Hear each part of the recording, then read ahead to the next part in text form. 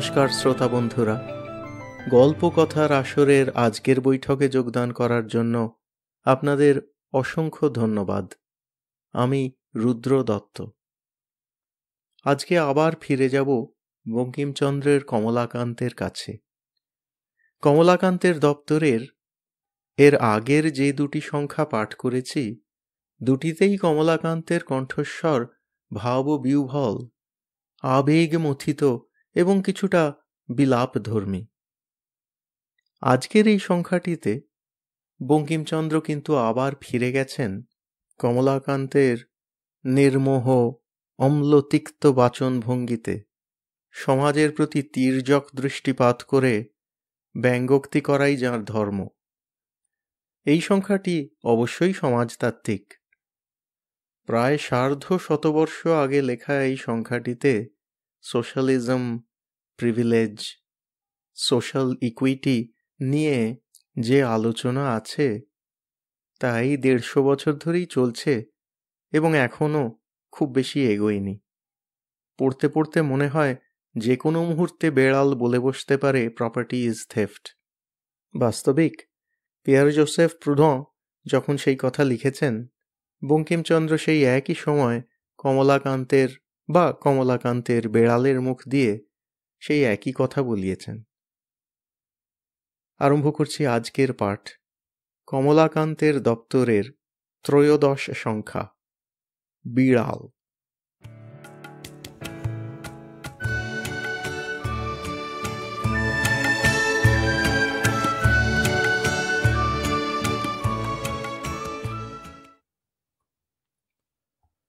আমি শয়নগৃহে চারপাইয়ের উপর বসিয়া হুঁকা হাতে ঝিমাইতেছিলাম। একটু মিটমিট করিয়া ক্ষুদ্র আলো জ্বলিতেছে, দেয়ালের উপর চঞ্চল ছায়া প্রেতবৎ নাচিতেছে। আহার প্রস্তুত হয় নাই, এজন্য হুঁকা হাতে নিমীলিত লোচনে আমি ভাবিতেছিলাম যে আমি যদি নেপোলিয়ন হইতাম তবে ওয়াটারলু জিতিতে পারিতাম কি না। এইমতো সময়ে একটি ক্ষুদ্র শব্দ হইল, মেও। চাহিয়া দেখিলাম, হঠাৎ কিছু বুঝিতে পারিলাম না। প্রথমে মনে হইল ওয়েলিংটন হঠাৎ বিড়ালত্বপ্রাপ্ত হইয়া আমার নিকট আফিং ভিক্ষা করিতে আসিয়াছে। প্রথম উদ্যমে পাষাণবৎ কঠিন হইয়া বলিব মনে করিলাম যে ডিউক মহাশয়কে ইতিপূর্বে যথোচিত পুরস্কার দেওয়া গিয়াছে, এক্ষণে আর অতিরিক্ত পুরস্কার দেওয়া যাইতে পারে না। বিশেষ অপরিমিত লোভ ভালো নহে। ডিউক বলিল, মেও। তখন চক্ষু চাহিয়া ভালো করিয়া দেখিলাম যে ওয়েলিংটন নহে, একটি ক্ষুদ্র মার্জার। প্রসন্ন আমার জন্য যে দুগ্ধ রাখিয়া গিয়াছিল তাহা নিঃশেষ করিয়া উদরসাৎ করিয়াছে। আমি তখন ওয়াটারলুর মাঠে ব্যূহ রচনায় ব্যস্ত, অত দেখি নাই। এক্ষণে মার্জার সুন্দরী নির্জাল দুগ্ধপানে পরিতৃপ্ত হইয়া আপন মনের সুখ এ জগতে প্রকটিত করিবার অভিপ্রায়ে অতি মধুর স্বরে বলিতেছেন, মেও। বলিতে পারি না বুঝি তাহার ভিতর একটু ব্যঙ্গ ছিল।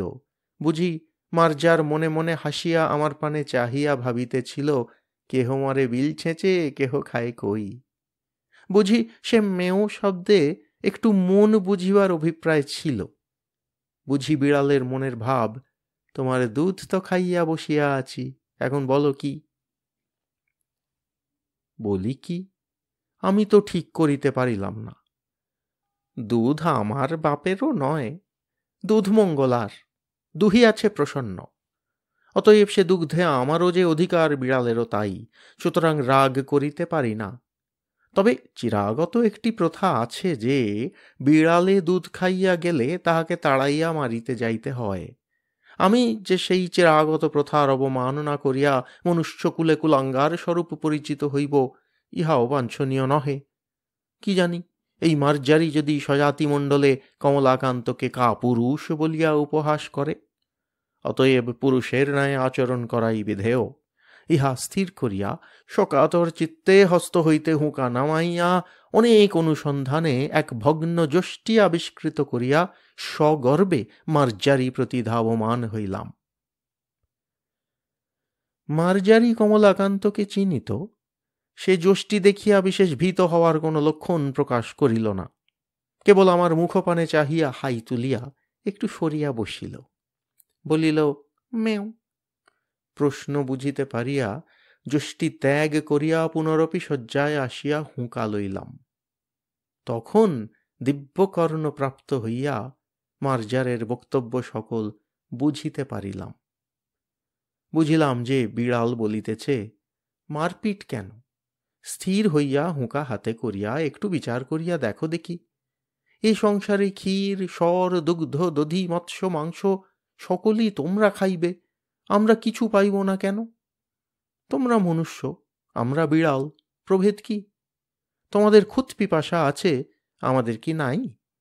তোমরা খাও, আমাদের আপত্তি নাই, কিন্তু আমরা খাইলেই তোমরা কোন শাস্ত্রানুসারে ঠ্যাঙা লাঠি লইয়া মারিতে আইসো, তাহা আমি বহু অনুসন্ধানে পাইলাম না। তোমরা আমার কাছে কিছু উপদেশ গ্রহণ করো। বিজ্ঞ চতুষ্পদের কাছে শিক্ষালাভ ব্যতীত তোমাদের জ্ঞানোন্নতির উপায় অন্তর দেখি না।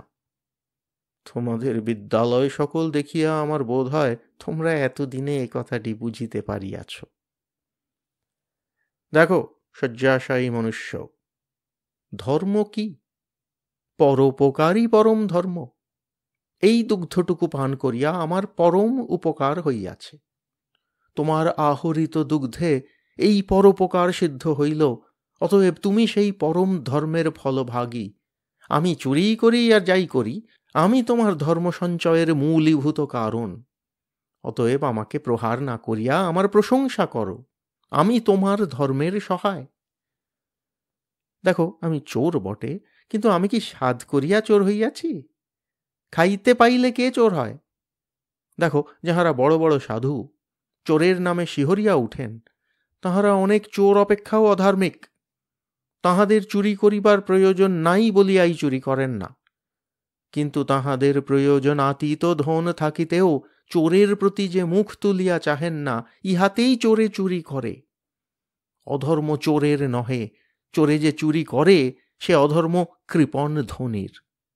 চোর দোষী বটে, কিন্তু কৃপণ ধনী তদপেক্ষা শতগুণে দোষী। চোরের দণ্ড হয়, চুরির মূল যে কৃপণ তাহার দণ্ড হয় না কেন? দেখো আমি প্রাচীরে প্রাচীরে মেও মেও করিয়া বেড়াই, কেহ আমাকে মাছের কাঁটা খানাও ফেলিয়া দেয় না।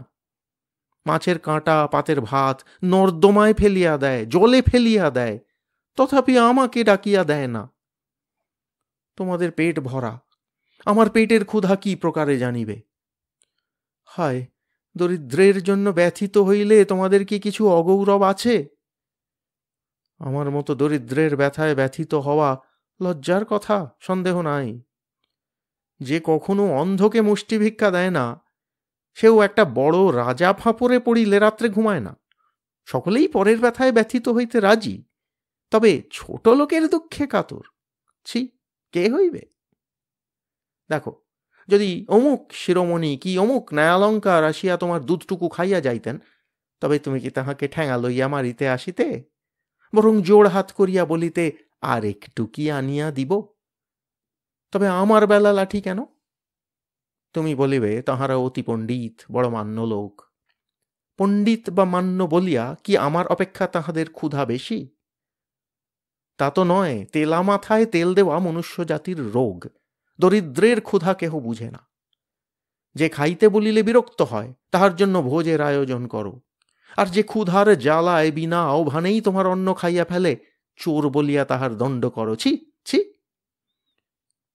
দেখো আমাদিগের দশা দেখো, দেখো প্রাচীরে প্রাচীরে, প্রাঙ্গণে প্রাঙ্গণে, প্রাসাদে প্রাসাদে মেও মেও করিয়া আমরা চারিদিক দৃষ্টি করিতেছি, কেহ আমাদিগকে মাছের কাঁটাখানা ফিলিয়া দেয় না। যদি কেহ তোমাদের সোহাগের বিড়াল হইতে পারিল, গৃহমার্জার হইয়া বৃদ্ধের নিকট যুবতী ভার্যার সহদর বা মূর্খ ধনীর কাছে শতরঞ্চ খেলোয়াড়ের স্থানীয় হইয়া থাকিতে পারিল, তবেই তাহার পুষ্টি। তাহার লেজ ফুলে, গায়ে লোম হয়, এবং তাহাদের রূপের ছটা দেখিয়া অনেক মার্জার কবি হইয়া পড়ে। আর আমাদিগের দশা দেখো, আহারা ভাবে উদর কৃশ, অস্থি পরিদৃশ্যমান, লাঙ্গুল বিনত, দাঁত বাহির হইয়াছে, জিহ্বা ঝুলিয়া পড়িয়াছে, অবিরত আহারা ভাবে ডাকিতেছি, ম্যাও ম্যাও, খাইতে পাই না। আমাদের কালো চামড়া দেখিয়া ঘৃণা করিও না। এই পৃথিবীর মৎস্য মাংসে আমাদের কিছু অধিকার আছে, খাইতে দাও, নহিলে চুরি করিব। আমাদের কৃষ্ণচর্ম, শুষ্ক মুখ, ক্ষীণ সকরুণ মেও মেও শুনিয়া তোমাদিগের কি দুঃখ হয় না? চোরের দণ্ড আছে, নির্দয়তার কি দণ্ড নাই? দরিদ্রের আহার সংগ্রহের দণ্ড আছে, ধনীর কার্পণ্যের দণ্ড নাই কেন? তুমি কমলাকান্ত দূরদর্শী, কেননা আফিংখোর, তুমিও কি দেখিতে পাও না যে ধনীর দোষেই দরিদ্র চোর হয়? 500 দরিদ্রকে বঞ্চিত করিয়া একজনে 500 লোকের আহার্য সংগ্রহ করিবে কেন? যদি করিল, তবে সে তাহার খাইয়া যাহা বাহিয়া পড়ে তাহা দরিদ্রকে দিবে না কেন? যদি না দেয়, তবে দরিদ্র অবশ্য তাহার নিকট হইতে চুরি করিবে, কেননা অনাহারে মরিয়া যাইবার জন্য এই পৃথিবীতে কেহ আইসে নাই। আমি আর সহ্য করিতে না পারিয়া বলিলাম, থামো থামো মার্জার পণ্ডিত, তোমার কথাগুলি ভারী সোশিয়ালিস্টিক, সমাজ বিশৃঙ্খলার মূল। যদি যাহার যত ক্ষমতা সে তত ধন সঞ্চয় করিতে না পায়, অথবা সঞ্চয় করিয়া চোরের জ্বালায় নির্বিঘ্নে ভোগ করিতে না পায়, তবে কেহ আর ধন সঞ্চয়ে যত্ন করিবে না, তাহাতে সমাজের ধনবৃদ্ধি হইবে না। মার্জার বলিল, না হইল তো আমার কি? সমাজের ধনবৃদ্ধির অর্থ ধনীর ধনবৃদ্ধি। ধনীর ধনবৃদ্ধি না হইলে দরিদ্রের কি ক্ষতি? আমি বুঝাইয়া বলিলাম যে সামাজিক ধনবৃদ্ধি ব্যতীত সমাজের উন্নতি নাই। বিড়াল রাগ করিয়া বলিল যে আমি যদি খাইতে না পাইলাম, তবে সমাজের উন্নতি লইয়া কি করিব?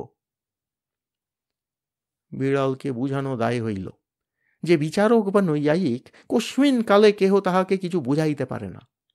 এ মার্জার সুবিচারক এবং সুতার্কিকও বটে, সুতরাং না বুঝিবার পক্ষে ইহার অধিকার আছে। অতএব ইহার উপর রাগ না করিয়া বলিলাম, সমাজের উন্নতিতে দরিদ্রের প্রয়োজন না থাকিলে না থাকিতে পারে, কিন্তু ধনীদিগের বিশেষ প্রয়োজন, অতএব চোরের দণ্ডবিধান কর্তব্য। মার্জারি মহাশয়া বলিলেন, চোরকে ফাঁসি দাও, তাহাতেও আমার আপত্তি নাই, কিন্তু তাহার সঙ্গে আর একটি নিয়ম করো। যে বিচারক চোরকে সাজা দিবেন তিনি আগে 3 দিবস উপবাস করিবেন। তাহাতে যদি তাহার চুরি করিয়া খাইতে ইচ্ছা না করে, তবে তিনি স্বচ্ছন্দে চোরকে ফাঁসি দিবেন। তুমি আমাকে মারিতে লাঠি তুলিয়াছিলে, তুমি অদ্য হইতে 3 দিবস উপবাস করিয়া দেখো। তুমি যদি ইতিমধ্যে নসিরামবাবুর ভাণ্ডার ঘরে ধরা না পড়ো, তবে আমাকে ঠ্যাঙাইয়া মারিও, আমি আপত্তি করিব না। বিজ্ঞ লোকের মত এই যে যখন বিচারে পরাস্ত হইবে, তখন গম্ভীরভাবে উপদেশ প্রদান করিবে। আমি সেই প্রথা অনুসারে মার্জারকে বলিলাম যে এ সকল অতি নীতি বিরুদ্ধ কথা, ইহার আন্দোলনেও পাপ আছে।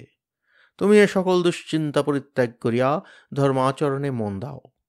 তুমি যদি চাহো, তবে পাঠার্থে তোমাকে আমি নিউম্যান ও পার্কারের গ্রন্থ দিতে পারি, আর কমলাকান্তের দপ্তর পড়িলেও কিছু উপকার হইতে পারে, আর কিছু হোক বা না হোক আফিংয়ের অসীম মহিমা বুঝিতে পারিবে। এক্ষণে স্বস্থানে গমন করো, প্রসন্নকাল কিছু ছানা দিবে বলিয়াছে, জলযোগের সময় আসিও, উভয় ভাগ করিয়া খাইব।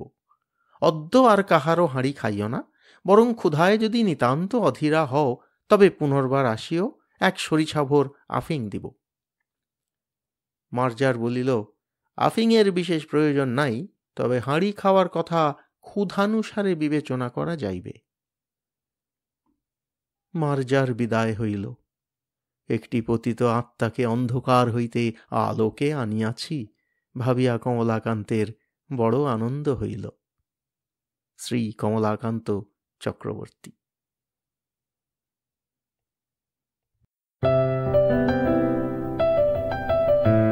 আপনাদের মতামত আমাদের জানাতে ভুলবেন না কিন্তু শ্রোতা বন্ধুরা।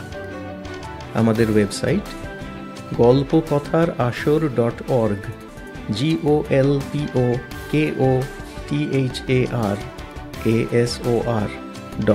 golpokothar.org